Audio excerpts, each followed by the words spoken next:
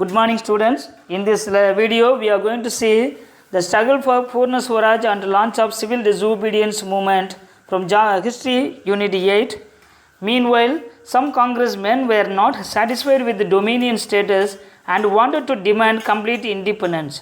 So, ஒரு சில congressmen வந்து என்ன செய்றாங்க, they were not demand the dominion status வேணாம். At the same time, they were demanded the complete independence, which means the Purna Swaraj, முழு சுதந்திரம் வேணும் அப்படின்னு சொல்லி டிமாண்ட் பண்ணுறாங்க. So they were joined the session held at Lahore by the headship of Jawaharlal Nehru in 1929. They were declared as a Purna Swaraj as their goal. So பூர்ண ஸ்வராஜ் அவங்களுடைய கோலை வந்து அனௌன்ஸ் பண்ணாங்க. It was also decided to boycott the round table conference and launch a civil disobedience moment. அது மட்டும் இல்லாமல் round table கான்ஃபரன்ஸை வந்து boycott பண்ணணும், விச் மீன்ஸ் அவாய்ட் பண்ணணும்னு முடிவு பண்ணாங்க. தென் சிவில் டிஸ்ஒபீடியன்ஸ் மூமெண்ட்டை லான்ச் பண்ணணும்னு சொல்லி கொண்டு வரணும்னு சொல்லி முடிவு பண்ணாங்க. And the next 26th January 1930 was declared as Independence Day and pledge was taken all over the country to attain Purna Swaraj non-violently through civil disobedience, including non-payment of taxes. So,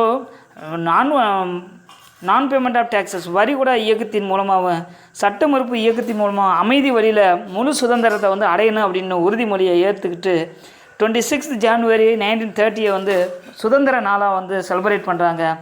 That's way to remember on those important day. Now we are celebrating 26th January as a Republic Day of India. The Indian National Congress authorized Gandhi to launch a movement.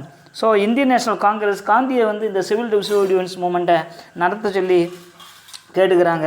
Salt Satyagraha movement, charter of demands presented to the Viceroy Lord Irwin with an ultimatum to comply by 31st January 1930 included. The comply means he has to agree, then ultimatum means இறுதி எச்சரிக்கை.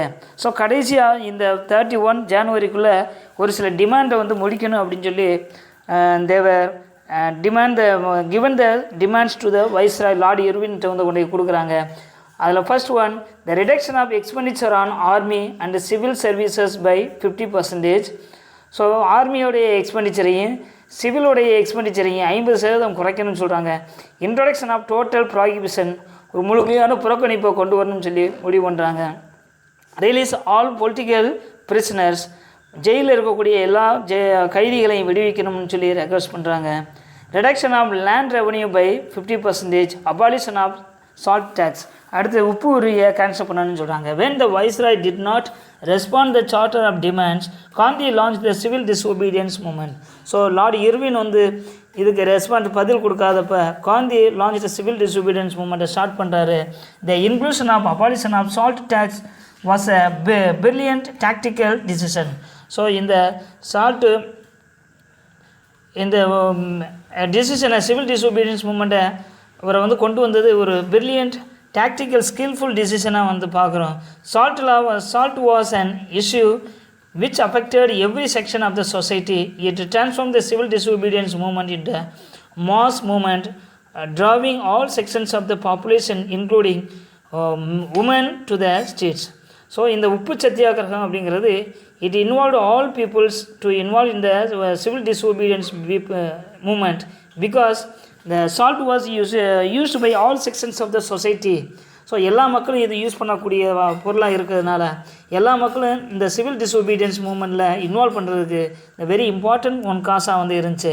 At the break down on 12th March 1930, Gandhi set out from Sabarmati Ashramam. Set out means he start from the Sabarmati Ashramam with 78 of its inmates. Inmate means a practitioner, which means his followers. அவருடைய followers கூட 12th Marchல Sabarmati ஆசிரமத்திலிருந்து அவருடைய salt சத்தியாகிரகாவை start பண்ணுறாரு. The procession became larger and larger when hundreds joined them along the march at the so அவர் கூட நூற்றுக்கணக்கான மக்கள் வந்து நினச்சிறாங்க, போகிற இடமெல்லாம் வந்து ஜாயின் பண்ணுறாங்க. ஸோ 1000க்கு மேலே அவருடைய கூட்டம் பெருகுது. At the age of 61, Gandhi covered a distance of 241 miles in 24 days to reach Dandi in sunset and 5th April 1930. So sunset டைமில் 5th April போய் என்ன செய்கிறாரு, அங்கே தண்டியில் போய் சேராரு வித் கவரிங் 241 மைல்ஸு, 241 மைலை 4 நாளில் கடந்து போய் சேர்றாரு. The next morning he took lump of salt breaking the salt law. So next மார்னிங்கில் ஸோ உப்பு வந்து தயாரிக்கிறாரு by civil disobedience movement. In Tamil Nadu C Rajaji led similar salt march from Tiruchirappalli to Vedaranyam. Salt marches took place in Kerala, Andhra and Bengal. அது மட்டும் இல்லாமல் ஆந்திரா, கேரளா, பெங்கால்லையும் இந்த மாதிரியான civil disobedience which means salt satyagraha நடந்துச்சு. இந்த north west frontier province Khan Abdul Ghaffar Khan led the movement. He organized Khudai Khidmatgar also known as red shirts, செஞ்சட்டை என்று அழைக்கப்படக்கூடிய குடை கிட்மாட்கருங்கிற ஆர்கனைஸ் மூமெண்ட்டை வந்து ஸ்டார்ட் பண்ணார். அதன் மூலமாக he also conducted a salt satyagraha movement. Gandhi was arrested at midnight and sent to Yerwada jail. Jawaharlal Nehru, Khan Abdul Kaffar Khan and other leaders were swiftly arrested soon. So ரொம்ப வேகமாக வந்து எல்லா leaders, Gandhi மட்டும் இல்லாமல் எல்லா லீடர்ஸையும் they were arrest soon after forms of protest such as. So அதன் பிறகு மிகப்பெரிய அளவில் போராட்டங்கள் நடக்குது. That were boycott of foreign clothes, அந்நிய துணிகளை வந்து புறக்கணித்தாங்க. Then picketing of liquor shops, மதுக்கடைகளை மூட சொல்லி போராட்டம் நடத்தினாங்க. நான் பேமெண்ட் ஆஃப் டாக்ஸஸ், வரிகடா இயக்கத்தை கொண்டு வந்தாங்க. பிரேக்கிங் ஃபாரஸ்ட் லா, ஃபாரஸ்ட் சட்டத்தை வந்து தடை செய்ய போராடினாங்க. were adopted. Women, peasants, tribals, students, even children and all sections participated in the nationwide struggle. So இந்த நான் கோஆப்ரேஷன் மூமெண்ட்டில் சமுதாயத்தில் இருக்கக்கூடிய எல்லா மக்களும் இதில் வந்து பங்கெடுத்தாங்க. It was the biggest mass movement India had ever witness. இதுக்கு முன்னால் இந்த மாதிரியான ஒரு மிகப்பெரிய மக்கள் அளவில் போராட்டம் வந்து நடக்காத அளவுக்கு மிகப்பெரிய போராட்டமாக நடந்துச்சு. So the British enacted the first Forest Act in 1865. This act restricted the access of the forest dwellers to the forest areas to collect firewood, cattle fodder and other minor forest produce such as honey, seeds, nuts, medicinal herbs. So ஃபாரஸ்ட்டில் இருக்கக்கூடியவங்கள restriction பண்ணாங்க. அதாவது ஆதிவாசி அப்படின்னு சொல்லக்கூடியவங்கள restrict பண்ணாங்க, அங்கே வாழக்கூடாது அப்படின்னு. At the same time they were restricted to collect the firewood, தீ எரிக்கிறதுக்கு தேவையானதையும் கால்நடைகளுக்கு தேவையானதையும் அடுத்து ஹனி, சீட்ஸ், நட்ஸையும் வந்து தயாரிக்கக்கூடாது, எடுக்கக்கூடாது அப்படின்னு சொல்லி they were restricted. The Indian forest act of 1878 claimed that original ownership of the forest was with the state. So 1878 கொண்டு வந்த இந்த இந்தியன் ஃபாரஸ்ட் ஆக்ட் மூலமாக இந்த காடுகள் வந்து பிரிட்டிஷ் அரசாங்கத்துக்கு சொந்தம் அப்படிங்கிறத கொண்டு வந்தாங்க. The waste land and fallow lands were included as forest. அது மட்டும் இல்லாமல் நன்சை நிலத்தையும் தருசு நிலத்தையும் which means waste land and fallow lands were included as a forest, அதையும் ஃபாரஸ்ட்டுங்கிற கால்குலேஷனில் கொண்டு வந்தாங்க. Shifting cultivation practiced by tribal people was practiced. So இந்த பழங்குடி மக்கள் தேவர் ப்ராக்டிஸ் ஷிஃப்டிங் கல்டிவேஷன். 3 years வந்து ஒரு இடத்த கல்டிவேட் பண்ணி the next they were changed some other place. This was practiced by them. The alienation of forest from the local control was strictly resisted by the aggrieved Adivasis and nationalists. So இப்போ இந்த மாதிரியான ஆதிவாசிஸ் என்ன செய்கிறாங்க, their alienation means the isolation from the forest. அப்போது காடுகளில் இருந்து அவங்கள என்ன செய்கிறாங்க, பிரித்து வைக்கிறாங்க. So it affected severely the aggrieved Adivasis.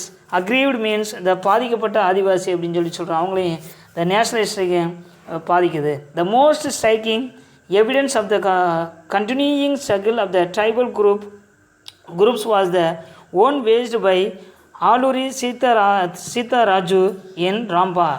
அதில் ஒரு முக்கியமான குறிப்பிட்ட ஒரு one of the struggle is Alluri Sitaraju ராம்பாவில் போராடின ஒரு போராட்டம் தான். Raju made Adivasi area in the Eastern Ghats his home. So Eastern காட்ஸில் இருக்கக்கூடிய அந்த ஆதிவாசி ஏரியாவை அவருடைய ஹோமாக வந்து மாற்றுறார். Which means it was in Visakhapatnam and Godavari districts of Eastern God's.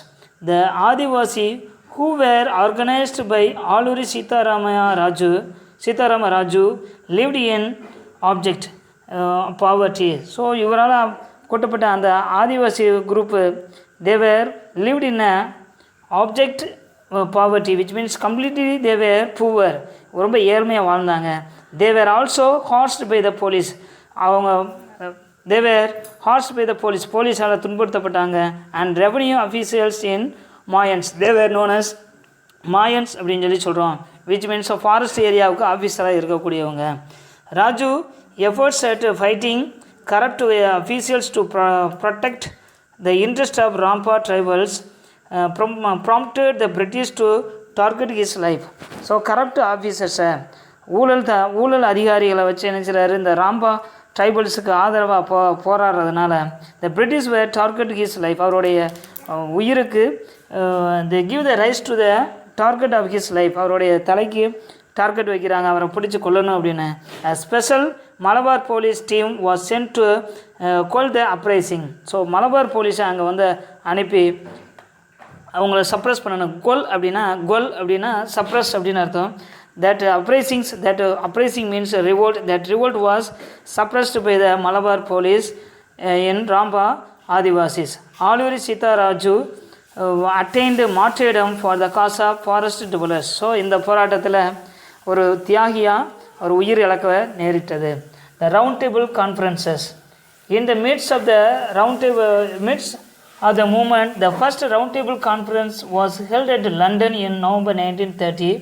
So 1930 first லண்டனில் ரவுண்ட் டேபிள் கான்ஃபரன்ஸ் வந்து நடந்துச்சு. Ramsay MacDonald the British prime minister proposed federal government with the provincial autonomy. So ப்ராவின்ஸுக்கு வந்து அட்டானமி தன்னாட்சியை வந்து கொடுக்கறதா ப்ரப்போஸ் பண்ணார். The Congress did not attend it as its leader were jailed. ஆனால் இந்த கூட்டத்தை வந்து காங்கிரஸ் லீடர்ஸ் வந்து அதை அட்டென்ட் பண்ணலை. So the conference closed without any decision on the questions. So